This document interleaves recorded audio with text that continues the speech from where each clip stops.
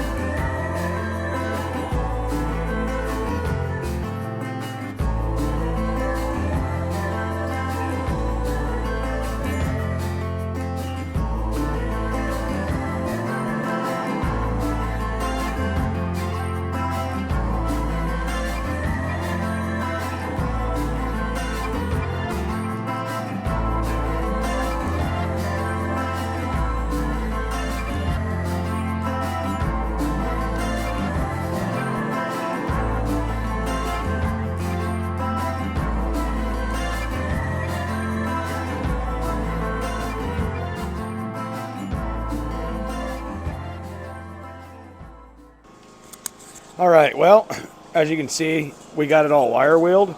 Like I said, you're just trying to break everything free, give that electrolysis process that much better of a shot. It's actually pretty clean. Turned out a lot better than I thought. Like I said, I stayed away from the cylinders. I was really careful on the deck because I do know that I am going to have this decked. If you're not sure, leave it alone. One thing, guys, is in your freeze plug holes, make sure you get all the gunk out of that. Also, if you noticed, I did not do anything with the bottom. I'm leaving that alone. The reason being is I want the machinist, because I'm doing this as a beginner, to take a look at everything. I don't want to go in there and hurt any of the main journals. I don't want to hurt anything in the webbing, anything like that. I want to keep that untouched. It's internal. There's not a whole lot of rust in there. We're going to let the electrolysis process take care of that. I just want to get everything on the external of the block, some of the water jacket holes in the oil galley and stuff like that. So with that, guys, what we're going to do is we're going to get the electrolysis set up and go from there. Okay, well, we got everything set up. As you can see, we got the engine submersed in the water. As we were adding the water, and we are using hot water, what we did is we were adding some of the baking or some of the superwash soda. What that does is with the hot water helps it dissolve it quicker, but we're going to add more. One thing I did want to point out is right here is our sacrificial anode, they call it, and then there's our engine block. Right above it, we do have our battery charger, and this is what you do, guys. First thing first is you're going to add more of this laundry booster. It's the Arm & Hammer one that I use. For my luck, if you want to call it, it seems to be working the best. And basically what I'm going to do is I'm just going to sprinkle this in here like this. I've already added quite a bit. It calls for about a cup for every 5 gallons. So pay attention to what you're doing. I think we used probably about 25 gallons, and I've already added quite a bit of this. Just throw it in there liberally, because this is what's going to help break the rust free and create a conductive environment for the electricity to flow through it. And if it doesn't seem like it's working, you can always add more and stir it in. You'll start seeing bubbles form. It's not an immediate process per se, but it does get going pretty quick. So basically what I'm going to do is I'm going to pour that in there just like that. And you need something to stir with. Always use something non-conductive, because you can do this while it's cooking, per se. So yeah, that's what you do. Stir that in there real good. The hot water helps dissolve the wash powder. Like I said, I'm using the sodium carbonate version of that, which is made by Arm & Hammer. So what I'm going to do is I'm going to go ahead and get that all mixed up. It's not rocket science, but it is science. You want to do it right. Okay, so the next step of this, while your battery charger is not hooked up, what you're going to want to do is you're going to want to take, and this is a very important part, very, very crucial part. Your negative lead is going to go on the piece to be cleaned, in this case, the engine block. And the red lead is going to go on to the sacrificial piece of steel, which is our anode. So, Jeffrey, go ahead and hook the red up to the steel. And our negative is going to go to the piece needing to be cleaned. If you notice, that's why we have that up there like that, and you want a good contact on that. So just like that. And then from there, what you're going to do is you're going to plug in your battery charger, and we're going to look to see what it's drawing. Yep. So right now it is drawing approximately 2.5 to 4 amps. Like I said, sometimes it's going to take a little bit for that solution to really get working. What you're going to be looking for is it bubbling. Not going to be able to tell right away right now because I do have this in here. It's kind of still foamy a little bit, but what I'm going to do is I'm going to put it on time lapse and wait for this thing to start working. See you in a few.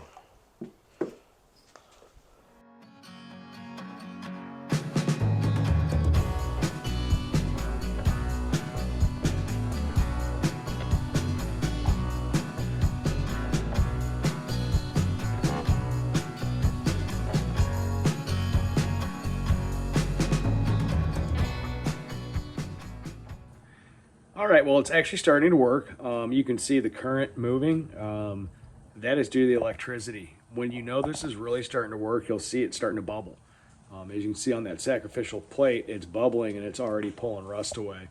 What's going to happen is that negative lead right there, and you got your positive lead. So it's flowing this way to make its actual complete circuit.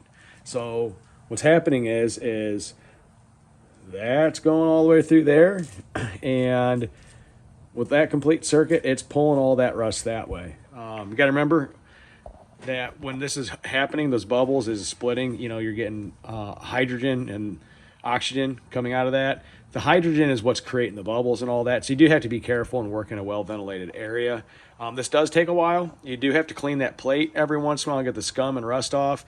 Like I said, every once in a while, add your baking solute or your laundry booster in there and just keep on letting it go. One thing too, guys, is you can move your sacrificial steel plate, the anode, over to the other side to get more of an effect this way. Guys, this can take a long time. What I'm going to do is I'm just going to let it cook for a while. I plan on doing this for multiple hours. So I'm just going to let it cook, and we'll do a progress check here soon.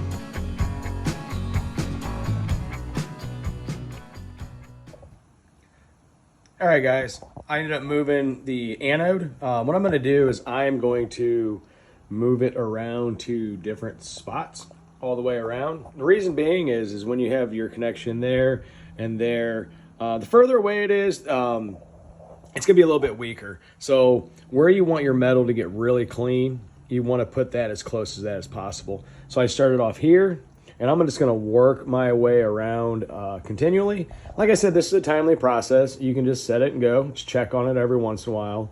But as you can see, guys, all that bubbling, that's the chemical reaction of removing the rust. Now, it doesn't hurt the actual good metal. All it's doing is removing the rust. So yeah, it's going, and I'm just going to let it rip, guys. This is going to be a timely process, probably a long night. Who knows? Maybe I'll even take it into the weekend. See you soon.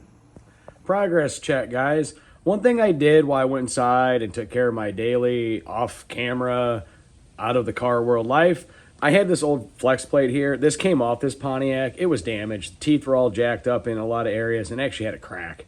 So I remember the last time I did this, having a much larger surface, like a flex plate, really does help speed up the process. So I went ahead and put this in there. This thing's been going now for a couple hours. As you can see, it is really starting to bubble and has been, and it's pulling some rust out. I did move that plate over here. I did move the rod around quite a bit and pulled quite a bit of rust off too.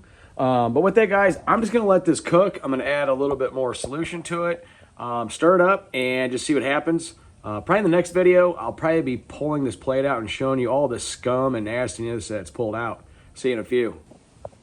Time for an update. As you can see, it's getting pretty scummy. What I'm going to do is I'm going to pull that flex plate and show you all the rust that it's accumulated. And then I'm going to move it to that side. So yeah, let's check this nastiness out.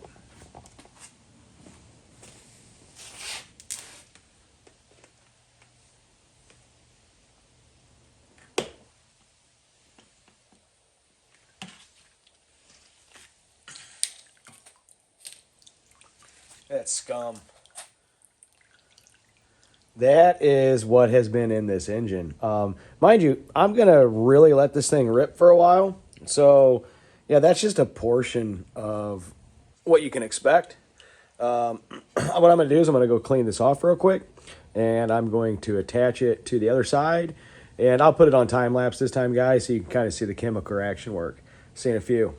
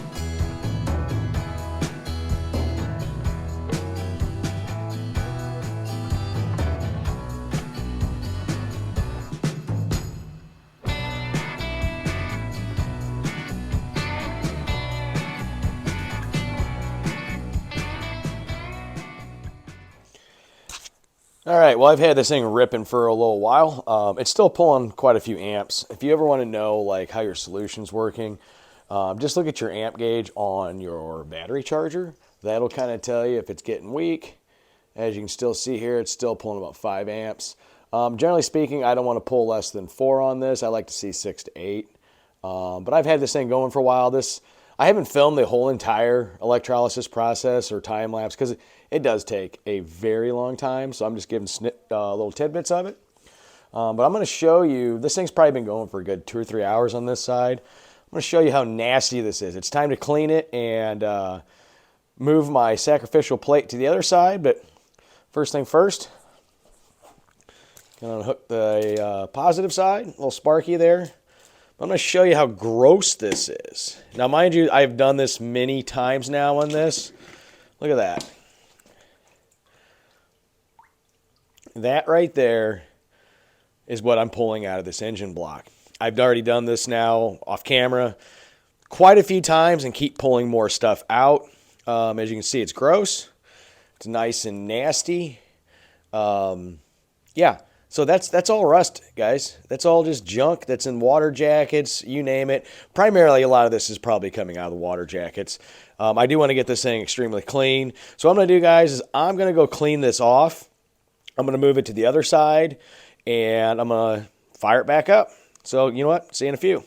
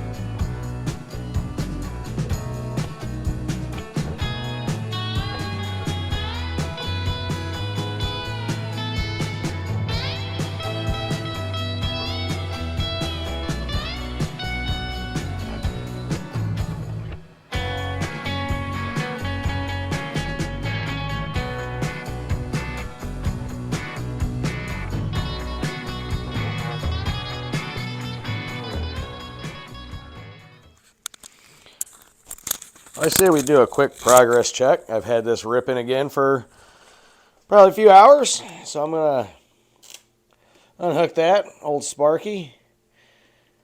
Pull this out. Let's see what we got going on here. Well, look at that. Seeing less and less on there. So that's a good sign. I'm going to move it around again and just keep doing that. And we'll see what happens. Yeah, it's a lengthy process. I've been doing this actually here and there over the last few days. You can actually just leave your engine block in there with that solution. It's not going to hurt it. Just stir it, fire it back up. So I'm going to get things moved around and yeah, scummy. That's all in your engine. And you thought you had it clean. See you soon.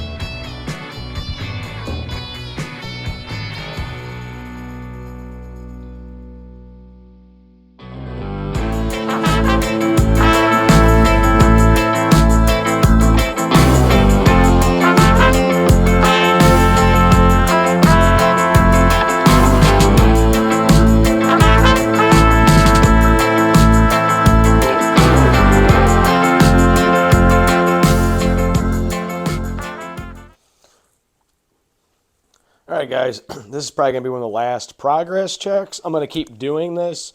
But for time's sake, I'm just going to do this one more time and show you, just to show you how much scum comes out of this. So I let this go for probably another 2 or 3 hours on this side. But look at this. Look at that muck. That nasty, nasty muck. That's all in your engine, guys. Look at that. That is nasty. So you know what I'm going to do? I'm going to go clean this off. Like I said again, I'm going to keep moving around. Probably not film a whole lot of that. But yeah, this has been going on for a while now, and I am pulling a lot of junk out. Remember, this engine is 50 years old, but actually more than that, but at the same time, this is what builds up in your water jackets in your engine. That's rust. That's nasty. That could really affect the cooling system. See you in a few. All right, well, that's all taken care of. Rust removal process went quite well. I did that probably a combined 12 hours or more. I could have probably gone longer. It's all up to you of what you want to do. The couple steps I didn't show was pretty simple. Once you remove this, it's going to have like a black oxide film. And what you're going to do with that is you're going to take it out and you're going to clean it off again. You might have to scrub a little bit, but the black oxide is just from the chemical reaction. It's actually not harmful to it. You got to remember, this is going to go to the machine shop and it's going to get hot tanked. Now what you see on here is there is a light coat of oil on here to prevent flash rusting, any more rust than we already removed. I use a fogging oil and I just spray it on a rag, wipe it down and get it on there. Got to remember, like I said, proper way to finally clean one of these is a hot tank. So yeah, that's pretty much basically it. We'll show you a little bit more. But yeah, pull it out once you're done, spray it off, scrub if you have to, blow all the holes out, blow it all dry, spray it down with some fogging oil or some light, any type of oil just to coat the metal to keep them flash rusting. Actually turned out pretty well. Pretty happy about that. You saw how much gunk that came out. Not too shabby at all. A lot better than what it was. I'll show you the other side. As you can see, all that rust is gone. I wish I could get inside the water jackets and show you, but that's where the majority of that rust came out of, was those water jackets. It was quite a bit. Like I said, this is going to the machine shop. It's got a light coat of oil on it, preventing more flash rusting. The hot tank itself, what that's going to do, that is going to get any more of the contaminants that are out of it, get in that cast iron with that lye mixture, and really eat all the oil and other stuff that's baked into it.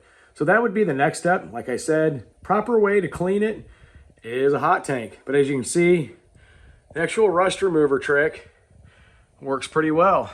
Not too shabby. There might be a little bit of surface rust on the bottom. That'll get cleaned up with some emery cloth. It's not pitted. But yeah, actually pretty clean.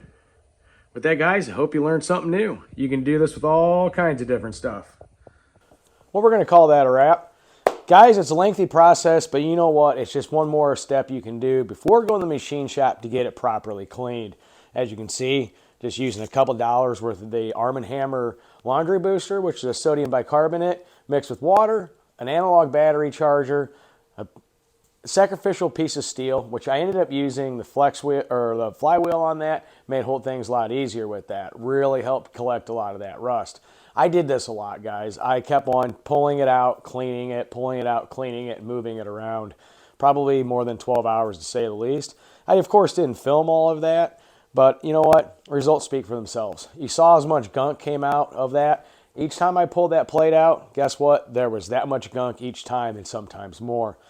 When I got done, well, pretty simple, guys. I know I didn't show it. Pulled it out, sprayed it off really good, dried it off really good, and used some Starbright fogging oil and a rag and just oiled this down. Like I said, the proper way to clean one of these engines is to actually go to the machine shop and have them hot tank it. So a little bit of oil on the coating on this is going to clean right up. So when this thing's in the hot tank, any of more loose contaminants in there, like some of the rust that it might have broke free and not pulled out, that's going to get taken out too. The big part of this, guys, is removing any of that rust in there, help breaking it free. So when this thing goes to the machine shop, before it gets machined, it's as clean as you can possibly get it. That's a bonus step. You don't have to do this. I like doing it. For one, it's fun. Two, the results speak for themselves. And you know what? Three, I like to go the extra mile with stuff and just make sure things are right. With that, guys, we're going to have one more video in this series of what to do before you go to the machine shop. It's actually quite simple, but you need to be prepared to talk to your machinist because he's going to have questions and you're going to need to tell him what needs to be done. With that, we'll see you in the next one. Later.